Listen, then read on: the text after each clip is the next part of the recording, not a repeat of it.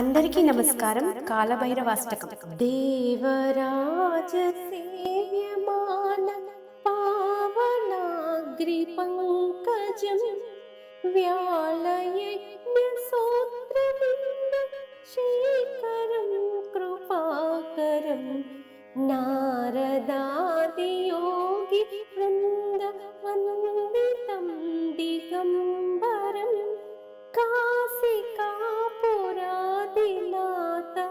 కాలభైరవం భజే. కాశికాపురాదినాథ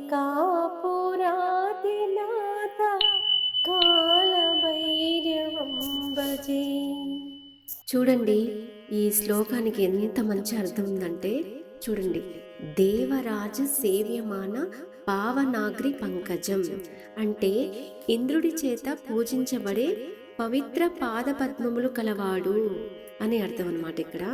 అలాగే వ్యాళయజ్ఞ సూత్రమిందు శేఖరం కృపాకరం అంటే యజ్ఞోపవీతంగా ధరించే, అంటే పామును యజ్ఞోపవీతంగా ధరించేవాడు, తల మీద చంద్రవంక కలవాడు అని అర్థం అన్నమాట. అలాగే నారదాది యోగి వృంద వందితం దిగంబరం అత్యంత కరుణ కలవాడు, నారదుల మొదలైన యోగుల చేత పూజించబడేవాడు, దిగంబరుడు అని అర్థం అన్నమాట. అలాగే కాశికాపురాదినాథ కాలభైరవం భజే, కాశీ క్షేత్ర పాలకుడు కాలభైరవునకు నా నమస్కారములు అని ఈ మొదటి శ్లోకానికి అర్థం అన్నమాట.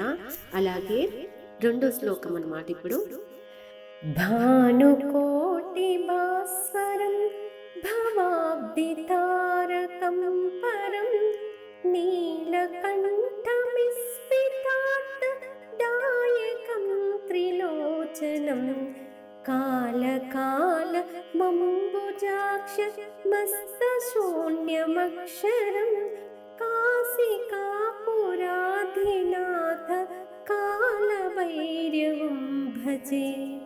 కాశికాపురాధినాథ కాలభైరవం భజే. చాలా బాగుంది కదండి శ్లోకం. అలాగే ఈ రెండో శ్లోకానికి కూడా అర్థం తెలుసుకుందాము. భానుకోటి భాస్వరం భవాబ్ది తారకం పరం అనేక సూర్యుల తేజస్సు కలవాడు, జనన మరణ చక్రం నుంచి దాటించి మోక్షాన్ని ఇచ్చేవాడు అని అర్థం. నీలకంఠ మిస్పితార్థ దాయకం త్రిలోచనం అంటే నల్లని కంఠము కలవాడు, కోరిన కోరికలు తీర్చేవాడు. అలాగే కాలకాల మంబుజాక్ష మస్త శూన్యమక్షరం అనగా మూడు కన్నుల కలవాడు అని ఈ శ్లోకానికి అర్థమండి. కాశికాపురాదినాథ కాలభైరవం భజే అంటే కాశీక్షేత్ర పాలకుడు కాలభైరవునికి నా నమస్కారములు అని ఈ రెండో శ్లోకానికి అర్థం. శూలటంక పాశదండ పాణిమాది కారణం శ్యామకాయమాది దేవ మక్షరం నిరామయం భీమ విక్రమం ప్రభుం విచిత్రతాండవ ప్రియం కాశికాపురాదినాథ కాలభైరవం భజే.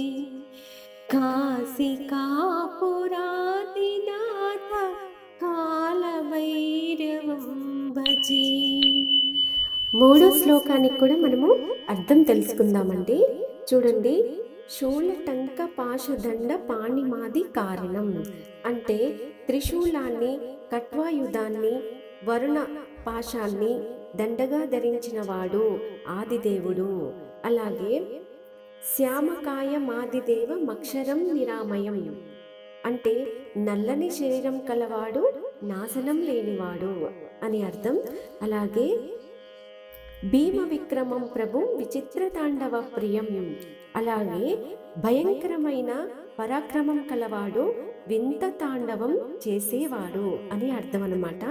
అలాగే కాశికాపురాదినాథ కాలభైరవం భజే అంటే కాశీ క్షేత్ర పాలకుడు కాలభైరవునకు నా నమస్కారములు అని ఈ మూడో శ్లోకానికి అర్థం అండి. బాగుంది కదండి.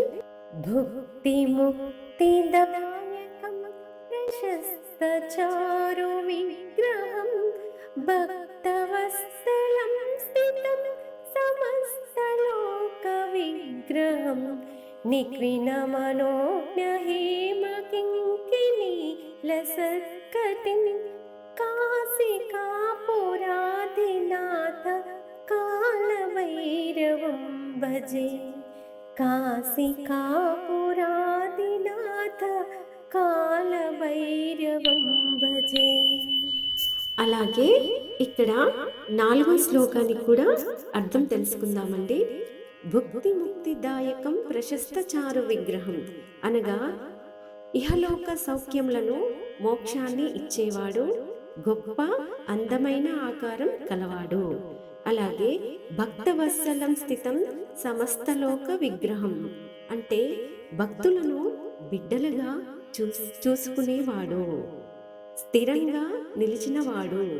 అలాగే నిక్వన మనోజ్ఞ హేమ కింకిణీ లసత్కటి అనగా ఇక్కడ చూడండి, లోకాలన్నింటి నియంత్రించేవాడు, లోకాలన్నింటినీ నియంత్రించేవాడు,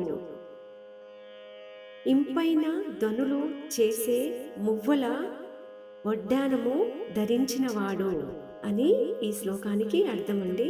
అలాగే కాశికాపురాధినాథ కాలభైరవం భజే. కాశీ క్షేత్ర పాలకుడైన కాలభైరవునకు నా నమస్కారములు. అబ్బా ఎంత బాగుంది కదండి. ధర్మ సేతు పాలకం స్వధర్మ మార్గనాశకం కర్మ పాశమోచకం సుశర్మదాయకం విభుం స్వర్ణవర్ణ కేశపాశ శోభితాంగ నిర్మలం కాశికాపురాధినాథ కాలభైరవం భజే. కాశికాపురాధినాథ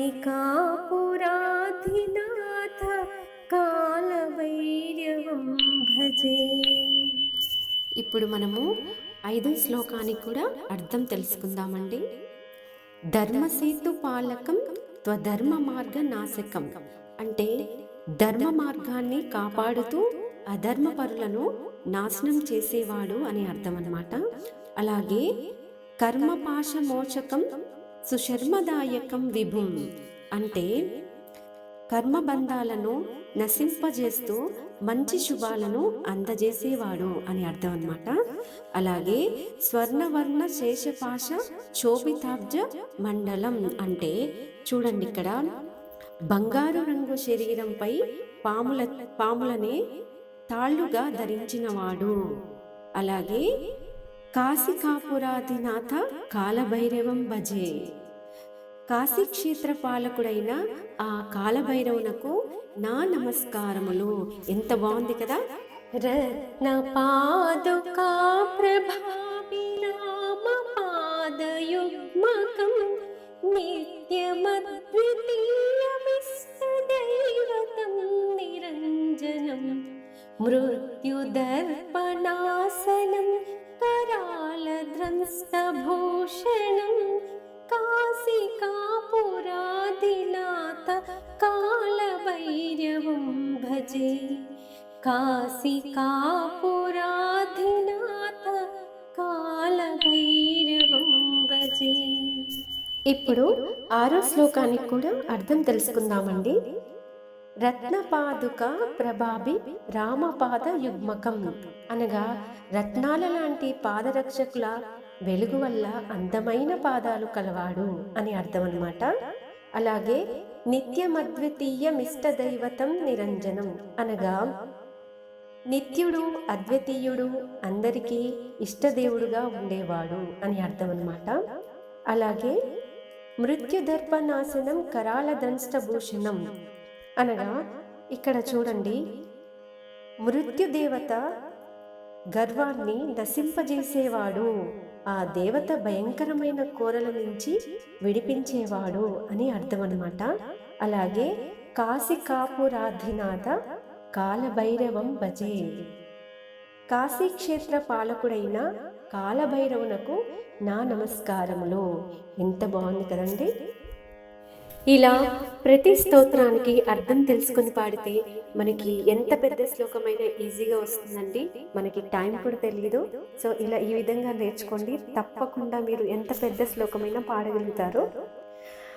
అట్టహాస భిన్న పద్మజాండ కోశ సంతతి దృష్టిపాత నష్ట పాప జాలముగ్రనాశనం అష్టసిద్ధిదాయకం కపాలమాలికాధరం కాశికాపురాధినాథ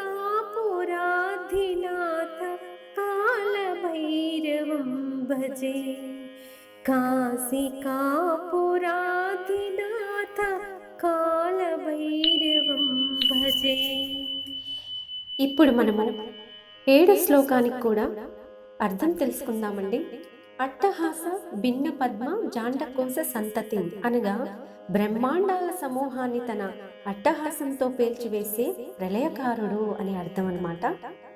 అలాగే దృష్టపాత నష్టపాప జాలముగ్ర నాశనం అనగా తన కనుచూపు మాత్రం చేతనే పాపాలన్నీ నశింపజేసేవాడు అని కూడా అర్థము. కఠినంగా క్రమశిక్షణ చేసేవాడు అని అర్థం అన్నమాట. అలాగే అష్టసిద్ధిదాయకం కపాలమాలి కాదరం అనగా అనిమ మహిమ మొదలైన 8 సిద్ధులను అందించేవాడు. అలాగే కపాలమాలి కాదరం అనగా పుర్రెల దండ ధరించేవాడు అని ఇక్కడ అర్థం అన్నమాట. అలాగే కాశికాపురాధినాథ కాలభైరవం భజే.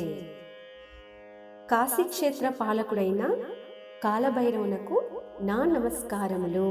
ఎంత బాగుంది కదండి. భూత సంగనాయకం విశాల కీర్తిదాయకం కాశీవాసి లోక పుణ్య పాపశోధకం విభుం నీతి మార్గ కోవిదం పురాతనం జగత్పతిం కాశికాపురాధినాథ కాలభైరవం భజే. కాశికాపురాధినాథ కాలభైరవం భజే. ఇప్పుడు మనము 8వ శ్లోకానికి కూడా అర్థం తెలుసుకుందామండి. భూత సంగ నాయకం విశాల కీర్తిదాయకం. భూతాల సైన్యానికి నాయకుడైన వాడు, లోకమంతా వ్యాపించి కీర్తిని కలిగించేవాడు అని అర్థం అన్నమాట.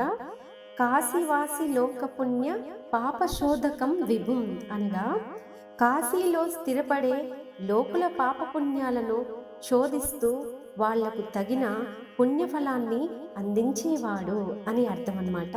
అలాగే 3వ లైను నీతి మార్గ కోవిదం పురాతనం జగత్పతి. నీతి మార్గాలను ఎరిగిన పండితుడు, అత్యంత ప్రాచీనుడు, లోకాలన్నింటికి అధిపతి అని అర్థం అన్నమాట. ఇక్కడ కాశికాపురాధినాథ కాలభైరవం భజే. కాశీక్షేత్ర పాలకుడైన కాలభైరవునకు నా నమస్కారములు. చివరిగా ఎంత బాగుంది కదండి. కాలభైరవాష్టకం పఠంతి మనోహరం జ్ఞానముక్తి సాధనం విచిత్ర పుణ్యవర్ధనం శోకమోహదైన్యలోభ కోపతాపనాశనం తే ప్రయాంతి కాలభైరవాంగ్వి సన్నిధిం ధ్రువం. ఇప్పుడు చివరిగా 9వ శ్లోకం అండి. ఇది ఫలశ్రుతి. దీనికి కూడా మనము అర్థం తెలుసుకుందామండి. కాలభైరవాష్టకం పఠంతి ఏ మనోహరం జ్ఞానముక్తి సాధనం విచిత్ర పుణ్యవర్ధనం శోకమోహ దైన్యలోభ కోపతాపనాశనం త్రేప్రయాంతి కాలభైర వాగ్ని సన్నిధిం ధ్రువం అనగా ఎవరైతే అందమైన జ్ఞానాన్ని, మోక్షాన్ని అందించే కృంగెత్త పుణ్యాన్ని పెంచే, దుఃఖాన్ని వ్యామోహాన్ని, దీనత్వాన్ని, లోభి గుణాన్ని, కోప స్వభావాన్ని, కష్టాన్ని నాశనం చేసే ఈ కాలభైరవ అష్టకాన్ని ప్రతిదినము చదువుతారో వాళ్ళు తప్పక కాలభైరవుడి పాద సన్నిధికి చేరుకుంటారు అని అర్థమండి. ఇది తథ్యమని కూడా ఈ శ్లోకంలో చెబుతున్నారు. విన్నారు కదండి, ఎంతో మహిమాన్వితమైన ఈ కాలభైరవ అష్టకాన్ని. ఈ కాలభైరవ అష్టకంలో 8 శ్లోకాలకు కూడా అర్థం తెలుసుకున్నారు. అలాగే ఎలా పాడాలో కూడా తెలుసుకున్నారు. చాలా ఈజీగా ఉండే ఈ కాలభైరవ అష్టకం ప్రతి నిత్యము మీరు ఏదో ఒక సమయం ఎంచుకొని పఠించడం ద్వారా ఆ పరమేశ్వరుని పాదాల చెంతకు చేరుకునే అవకాశం ఖచ్చితంగా ఉంది. అలాగే 9వ శ్లోకంలో ఫలశ్రుతి కూడా మీకు చెప్పాను. కరెక్ట్గా అలాగే జరుగుతుందండి. ఎందుకంటే ఇది ఆ స్వయంగా పరమేశ్వరుడు మనకి ఇచ్చిన ఒక మంచి వరం అని చెప్పుకోవచ్చు. ఈ కాలభైరవాష్టకం ఖచ్చితంగా ప్రతి ఒక్కరూ చదవండి. అందరూ చదవాలని కోరుకుంటూ సర్వేజన సుఖినో భవంతు. ధన్యవాదాలు.